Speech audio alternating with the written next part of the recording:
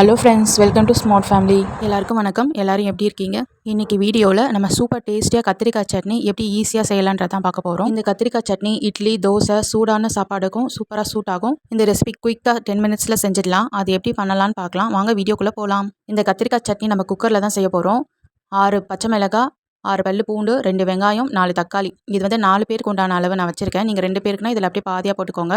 ஒரு குக்கரில் 2 வெங்காயம் ஸ்லைசஸாக கட் பண்ணி அதை ஆட் பண்ணிக்கலாம். 6 பச்சை மிளகாய், 6 பல்லு பூண்டு, 4 தக்காளி எல்லாத்தையும் வாஷ் பண்ணிவிட்டு கட் பண்ணிவிட்டு இந்த மாதிரி ஆட் பண்ணிக்கோங்க.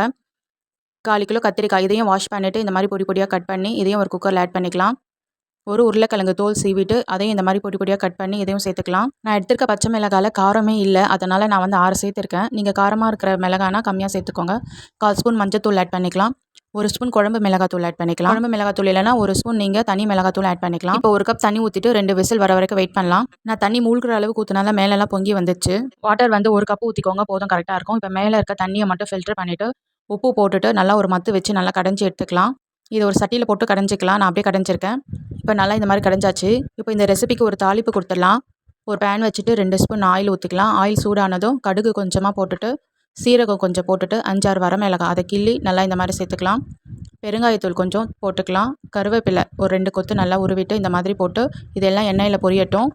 இது நல்லா பொரிஞ்சதுக்கப்புறம் நம்ம கடைஞ்சி வச்ச அந்த கத்திரிக்காய் சட்னியில் இதை வந்து ஆட் பண்ணிக்கலாம். நான் வந்து ஆல்ரெடி தண்ணி அதிகமாக ஊற்றுனதுனால எனக்கு இந்த பதம் எனக்கு கரெக்டாக இருந்தது, இந்த கன்சிஸ்டன்சி. உங்களுக்கு எக்ஸ்ட்ரா தண்ணி வேணும்னா நீங்கள் இன்னும் கொஞ்சம் தண்ணி ஆட் பண்ணிவிட்டு நீங்கள் ஒரு கொதி வர வரைக்கும் வெயிட் பண்ணிவிட்டு இறக்கிடலாம்.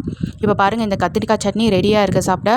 நீங்கள் இட்லி, தோசை, சூடான சாப்பாடுக்கும் இந்த சட்னி வந்து சூப்பராக இருக்கும். இதே மாதிரி நீங்கள் ட்ரை பண்ணிவிட்டு எப்படி இருக்குன்னு கமெண்ட் சொல்லுங்கள். இந்த வீடியோ உங்களுக்கு பிடிச்சிருந்தா மறக்காமல் லைக் பண்ணுங்கள், ஷேர் பண்ணுங்கள், சப்ஸ்கிரைப் பண்ணுங்கள். மறக்காமல் பக்கத்தில் இருக்க பெல் பட்டன் கிளிக் பண்ணுங்கள். அப்போ தான் நான் போடுற வீடியோஸில் உங்களுக்கு நோட்டிஃபிகேஷனில் வரும்.